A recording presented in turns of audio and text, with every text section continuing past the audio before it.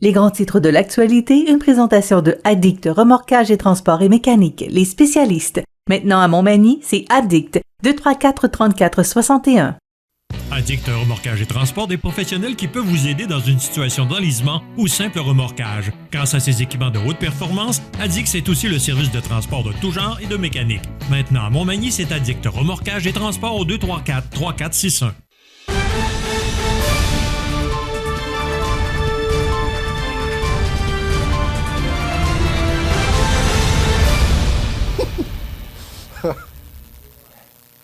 Les grands titres de l'actualité de ce mardi 27 septembre. José Soucy, bon matin. Bon matin, Michel. José, d'abord, écoutez, on va parler d'élections parce qu'on est en plein dedans, là, jusqu'au 3 octobre. Là, il faut s'attendre que c'est le sujet de l'actualité. Dépliant substitué, la candidate de Québec solidaire dans Camille Lorrain se retire de la course. Est-ce qu'on fait une grosse histoire avec pas grand-chose? Ben oui et non, c'est parce que le problème, c'est qu'elle a été filmée. Elle a été filmée en train de substituer le pamphlet du Parti québécois pour mettre celui de Québec solidaire. En plus, la madame, c'est une avocate. Je veux dire, oui, c'est pas grand-chose, mais en même temps, c'est très symbolique. Tu ne fais pas ça. Je veux dire, c'est du cheap shot. Excuse-moi le terme anglais, mais c'est ça pareil. T'as pas à adopter de telles pratiques pour te faire élire. On sait que c'est le comté de Paul Saint-Pierre Plamondon.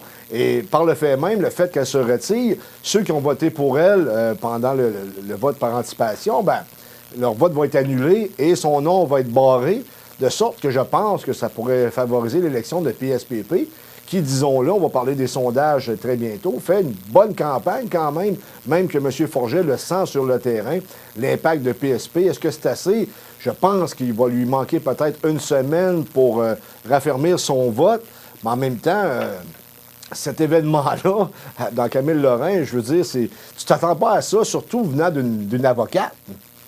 Écoute, ce qui fait drôle, là, c'est que caméra de surveillance, tout était là pour la prendre en défaut. En tout cas. Mais il y en a, je veux dire, des caméras de surveillance à Montréal. OK, t'as pas le droit de prendre de choses dans les boîtes à mal. C'est sûr que. Mais c'est pas un coup monté, Michel, là. C'est pas parce qu'il s'attendait. Elle est partie avec un pamphlet du Parti québécois. Elle n'est pas partie avec 100 000 là. Oui, je le sais, mais c'est symbolique. Ça démontre quoi, en réalité? Je veux dire, c'est un mauvais coup. C'est pas. C'est pas, comment je te dirais, c'est pas honnête ce qu'elle a fait. Je sais que c'est pas un meurtre, c'est pas un vol. Je veux dire, vol, oui, mais je veux dire, c'est pas un gros vol, là, quand même. Là. C'est un pamphlet. D'après moi, tout le monde va réussir à manger à la fin du mois avec ça. Mais il n'en demeure pas moins que c'est ordinaire comme geste. Elle a été obligée de se retirer. Bon, c'est tout que je te dis. Bon, de toute façon, elle s'est retirée, elle s'est excusée. Là, il y a maintenant 124 candidats au Québec solidaire parce qu'on ne peut pas remplacer la candidate parce qu'il est trop tard. Je pense que c'était le mi-septembre qu'il y avait le 15 septembre, la date butoir là, pour les candidatures. Sondage ce matin, encore un autre sondage. On l'avait dit qu'il y aurait un sondage par semaine, sondage léger, dans le Journal de Québec de ce matin. Et M. Legault perd un point à 37. Gabriel Nadeau-Dubois, plus 1 à 17. Mme Andelade, égale à 0. Égal à 0 à 16 oui. Le Parti conservateur, M. Duhem, perd 1 il est à 15 Et on va y arriver. Paul Saint-Pierre Plamondon est à 15 avec plus 2. Et ce qu'on dit, José, c'est que le chef péquiste, Paul Saint-Pierre Plamondon, poursuit sa remontée, mais il manquera de temps, selon le sondage. C'est dans le Journal de Québec. C'est ce que je pense également, Michel. Et heureusement pour la CAQ, parce que je pense que la plupart des commentateurs et des observateurs politiques sont unanimes. La CAQ, notamment François Legault, fait une mauvaise campagne. Je ne sais pas si tu as vu encore une fois son non-verbal, à tout le monde en parle. Je veux dire, on a pensé un certain temps qu'il faisait des annonces pour Polydent.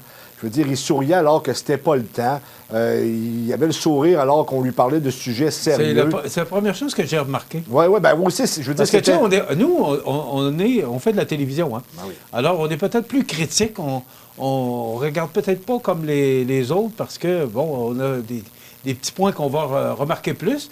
Et le sourire de M. Legault que j'ai remarqué, comme des fois, il n'y avait pas besoin de sourire, puis il riait. Ah oui, mais si je te parle, je sais pas... Il riait pas, il souriait. Pas non, mais c'est ça. Mais si je te parle, je sais pas moi, d'une tragédie à quelque part, puis tu me regardes, ah oui, c'est pas le fun, la tragédie, puis tu souris. Je veux dire, on lui avait dit de sourire. On voyait que c'était pas naturel parce qu'on le sait, là, il fait pas une bonne campagne. En même temps, je pense que c'est le temps que ça se termine pour lui parce qu'il y a 37 tu es à 2 points de tomber en zone minoritaire, là, en bas de 35 et le PQ qui continue de monter, effectivement, qui font une bonne campagne. Ça a été la stratégie de Paul Saint-Pierre Plamondon. Il est en train de ramener des souverainistes au bercail, de sorte que si Paul Saint-Pierre Plamondon fait une bonne campagne, une bonne dernière semaine de campagne, et que Legault continue à faire une mauvaise campagne, et qu'Éric Duhem se ressaisit un peu et réussit à aller chercher la région de Québec, on pourrait peut-être penser à un gouvernement minoritaire, mais on n'est pas encore là, Michel. Il y a des voies de... Il y a des voies d'accès pour un gouvernement minoritaire avec l'opposition, mais encore là, il faut faire des excellentes campagnes, il ne faut pas commettre d'erreurs. Et comme les sondeurs l'ont dit, je veux dire, le sondeur léger, il a tout à fait raison dans le sens qu'il va manquer de temps à Paul Saint-Pierre Plamondon, et heureusement qu'il manque de temps pour François Legault parce qu'on sent que la descente commence à s'accentuer. C'était le temps que ça se termine. Mais heureusement pour la Coalition Avenir Québec, les bébés boomers, les 50 ans et plus, votent massivement pour la CAQ de sorte que ça pourrait les sauver, leur donner un nouveau gouvernement majoritaire. José, je te pose la question parce que je ne sais pas si tu te souviens pleinement de la campagne de 2018, Oui. mais c'est différent cette année. On sent...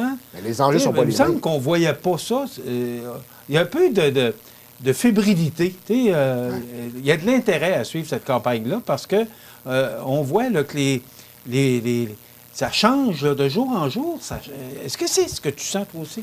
Oui, je sens quand même un ralentissement pour les conservateurs localement. Et ça, c'est dû en partie aux fameuses histoires de taxes impayées. Et l'autre aspect que j'avais dit que j'ai analysé hier, parce que je prépare toujours mes interventions en écoutant plusieurs intervenants, c'est que, et je l'avais dit, je pense, sur les ondes de CMA TV, la stratégie d'Éric Duhem pour aller chercher le vote anglophone parce que le Parti libéral ne va pas très bien. C'est un pari audacieux et très risqué. Et je pense qu'en appuyant les anglophones, en se prononçant contre la loi 96, même si ce n'est pas une superbe loi, il y a quand même un symbole là-dedans de protection de la langue française.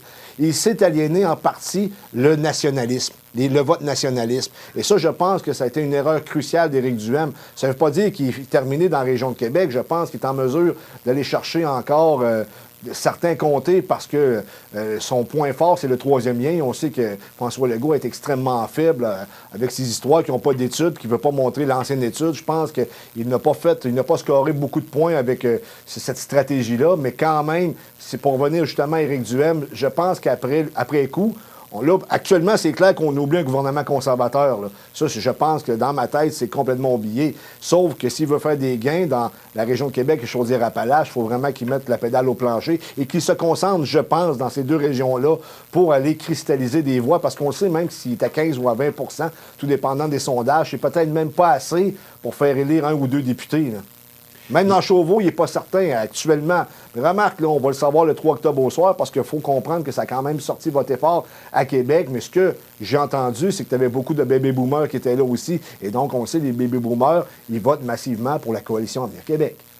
Est-ce que c'est le fait, justement, que M. Duhem soit là cette année qui fait ce changement-là ou cette fébrilité-là en fin de campagne? Comme il y a 5 partis au lieu de 4, ça change la donne, ne veut pas. Et est-ce que ça donne une campagne peut-être plus vivante? L'enjeu n'est pas le même qu'en 2018. En 2018, là, il y a eu ce que j'ai appelé, moi, la bataille du nationalisme. Qui, entre la CAQ et le Parti québécois, allait représenter le nationalisme pour tasser les libéraux? Parce que les gens, en réalité, en 2018, ils n'ont pas voté pour un parti, ils ont voté contre le Parti libéral. Alors qu'aujourd'hui, cette élection-ci, c'est pas la même chose du tout. Tu as plusieurs enjeux, notamment la gestion de la crise covidienne, tu as le nationaliste, tu as la langue française, tu as beaucoup d'enjeux. Et, comme je le dis, je me répète, la Coalition Avenir Québec, c'est pas pour rien qu'ils font des annonces qui visent essentiellement les baby-boomers en montant, parce que c'est cette clientèle-là qui sort le plus voter, et actuellement, elle est acquise à la coalition. Hier, sur les ondes de Radio-Canada Québec, il y avait un reportage justement dans Chauveau, alors que M. Duhem, c'est le comté dans lequel il se présente contre Stéphane Lévesque. Non, Sylvain Lévesque. Merci. Et ça va être chaud et ça va être jusqu'à la fin. chaud dans ce comté-là. Mais il faut qu'Éric Duhem se fasse élire dans son comté, là. Moi, je pense qu'il doit rentrer à l'Assemblée nationale. Il y a des observateurs qui disent non, ça pourrait lui permettre de retravailler certaines choses dans sa formation politique. Mais non, moi, je pense qu'Éric Duhem doit rentrer à l'Assemblée nationale. Ça va être un symbole extrêmement fort. S'il n'entre pas avec la poussée qu'il a eue en partant, parce qu'il a bien travaillé, là, on s'entend, le Parti conservateur a bien travaillé, ils sont partis d'1 à 15-20 mais je pense qu'il doit être élu, là, ne serait-ce que pour la forme. Stéphane Lévesque, c'est le président des paramédics de Saint-Jean-Port-Joli. Il a C'est pas tout à fait il le même est pas en Stéphane, politique. le même Lévesque. Mais il est pas en politique, mais il est quasiment pas loin, par contre, là. Autre sujet maintenant, Nancy Dubé, qu'on a reçue la semaine dernière ici, qui est directrice générale de la Chambre de commerce Kamouraska-Lillet, une femme extrêmement dynamique. Exact. Et ça, je ne cesse de lui dire, maintenant, va siéger au conseil d'administration de la Fédération des chambres de commerce du Québec. C'est pas rien, ça. Ben, je veux dire, c'est des bonnes nouvelles pour la région parce que, Ben oui. comme tu l'as dit, elle est extrêmement dynamique. Et lorsqu'on a quelqu'un de dynamique dans la place, on a parlé récemment de Francis Rouleau du IGA, la Cour IGA, qui est quelqu'un de dynamique. Ben, Nancy Dubé, je pense, c'est un peu dans le même style. C'est quelqu'un qui défonce des portes avec une attitude positive, très charmante également. Je veux dire, c'est quelqu'un d'agréable à côtoyer. Donc, félicitations à Mme Dubé pour sa nomination. Oui, puis fait du bon travail avec son Absolument. président Gabriel Hudon, là, des gens C'est un très bon dynamiques. duo. Ouais. Et de toute façon, j'en ai parlé, José, puis je veux juste peut-être le souligner. Il y a une synergie maintenant entre les deux chambres de commerce, Oui. soit la Chambre de commerce de Montmagny et la Chambre de commerce Kamouraska-Lillet, qu'on n'a pas vu ou connu depuis des lunes. Et maintenant, les deux équipes travaillent ensemble de concert, entre autres, pour différentes activités. Et ça, je les félicite parce que ça fait longtemps qu'on travaille là-dessus. Norbert Morin souhaitait dans le temps une fusion entre les deux organismes, mais la fusion semble pas possible. Mais la synergie maintenant est installée grâce justement, on la voit à l'écran, Mme Alexandra Lemieux et Nicole Robert de la Chambre de commerce de Montmagny et Gabriel Hudon et Nancy Dubé de la Chambre de commerce Kamouraska-Lillet. Bravo, c'est tout à votre honneur de créer cette synergie-là. C'est beaucoup plus positif de travailler ensemble que de travailler chacun de son côté. Mais on est en train de développer une identité sud-côtoise. On l'a vu notamment avec l'élection, le pavillon de médecine vétérinaire à la Pocatière. Ça a un impact également dans Montmagny-Lillet Oui, parce bon qu'il y a point. énormément d'agriculteurs aussi, là. Je pense que c'est de bon augure de développer cette identité-là parce que lorsqu'on se rassemble, on est beaucoup plus fort et on est plus pesant lorsqu'on veut faire avancer certaines idées. L'essence, hier, a baissé de 5 cents. Il est maintenant à 59,9. Le baril, ce matin, est à 76 $. Je pense qu'on n'a pas fini de voir baisser. Écoute, On va se croiser les doigts, là. hey, José, parce que tu m'as proposé ce sujet-là ce matin, mais on est rendu qu'à 1,59 $, on trouve qu'il n'est pas cher. Non, c'est un deal. Hein. On fait un deal. Je veux dire, ça n'a pas de bon sens. 1,59 $, c'est déjà là 50 cents de trop cher, selon moi. Bon, mais c'est sûr oui, que parce que c'est le baril mieux que est 2 à 76 c'est mieux que 2,50 $. C'est toujours mieux que ça baisse. Ça, on est pas mal tous conscients et tous en accord avec cet énoncé-là. Mais quand même, 1,59 $, c'est une petite réjouissance ce matin, là, sachant que l'hiver arrive. Au moins, on a des petits breaks dans notre petit bonheur local. Mais même pour l'huile à chauffage, les gens qui actuellement pensent à remplir leur réservoir d'huile à chauffage, bien, je pense que c'est le temps parce que c'est un peu moins cher. Écoute, pendant la pandémie, est-ce que tu te souviens, José, qu'on a payé en bas du dollar pour l'essence? Ouais, mais ça- Moi, j'avais un plaisir d'aller faire le plein. Là. Écoute, Ça n'a pas duré en longtemps. bas d'un dollar, on n'a pas payé ça souvent. Là. Ben oui, mais ça fait longtemps. Écoute, tu te souviens, il fait un temps qu'avec 20 $ tu faisais le plein. Puis il y en a qui ont gardé le même modus operandi, sauf que lorsqu'ils mettent 20 $, tu te montes au corps au maximum. Puis tu y vas plus souvent. Écoute, je ne sais pas si on va avoir continué parce que actuellement, je ne sais pas si tu as vu les reportages, ce qui se passe en Russie actuellement. Est-ce qu'on est sur la fin? Je ne sais pas. Mais M. Poutine, les gens quittent la Russie. Les gens ne veulent pas se battre contre l'Ukraine. Là, il y a le référendum qui se passe dans les régions de l'Ukraine. J'ai hâte de voir comment tout ça va se terminer. Mais j'ai l'impression là, que M. Poutine est en train de s'isoler. Mais c'est une Alors guerre ça d'usure. pourrait changer la donne aussi. Là. C'est une guerre d'usure politique, Michel. On sait que les Occidentaux font rentrer des armes pour étirer le conflit, justement pour fatiguer le peuple russe de cette guerre-là. Et en même temps, ben, je veux dire, on a des sanctions aussi. L'économie ne va pas très bien, notamment en Europe. Là, on a rouvert des mines de charbon alors que c'est très polluant parce qu'on va manquer de gaz qui est en provenance de la Russie, Michel. C'est sûr qu'on ne réglera pas le dossier de la Russie et de l'Ukraine, c'est ma télé ce matin, mais quand même, tu as raison, c'est inquiétant. Mais il y a même des dirigeants qui sont tout près de Poutine, qui sont en train de vouloir se reculer de cet homme. Alors, il faut surveiller ça. Ça peut changer et ça change rapidement. J'ai hâte de voir aussi, parce que le référendum qui se tient actuellement dans les régions du Donbass et les autres, c'est pas ce qu'il y a de plus légal. Alors, écoute, c'est une situation surveillée, mais ça nous influence grandement, entre autres sur le blé. Ben, ça influence, je veux dire, il y a un impact certain, Michel. La Russie est un grand pays. Pourtant, c'est loin, José, hein? Oui, mais le mondialisme. On dirait que c'est à côté. Oui, c'est ça, exactement. Le mondialisme fait en sorte que c'est pas si loin que ça. Je veux dire, stratégiquement, là, il y a un changement qui se passe à l'international. C'est-à-dire que jadis, tu avais l'Empire américain qui dominait. Maintenant, c'est de moins en moins le cas. Les Chinois sont extrêmement forts. Ils se sont alliés avec les Russes. Et tu as l'Inde également, qui sont plus d'1 milliard dans ce pays-là. La Chine, 1,5 milliard. Les Russes, je pense, c'est 120 millions, sous toute réserve, il faudrait que je vérifie, là. Mais c'est du monde, là. Et c'est-à-dire que maintenant, l'hégémonie occidentale n'existe plus. On s'en vient avec un monde bipolaire ou multipolaire. Il va falloir vivre avec. Il va falloir que les grandes puissances se parlent parce qu'il ne faut pas que ça éclate non plus en conflit nucléaire parce qu'il n'y a personne qui va sortir de là gagnant. Mais hier, quand on voyait là, des reportages, de voir cette filée d'automobiles sur des kilomètres là, qui quittent la Russie, à un moment donné, il va y avoir des répercussions. Il faudra qu'il réagisse à ça. Son pays qui est en train de tomber en crise économique sérieuse, tout ça pour gagner quelques territoires. Oui, mais il faut faire attention est-ce qu'en 2022, on peut encore penser à se battre pour de la terre? Non, mais attends un peu, il faut faire attention quand même, parce qu'il y a énormément de propagande de guerre aussi. Là, on est en guerre.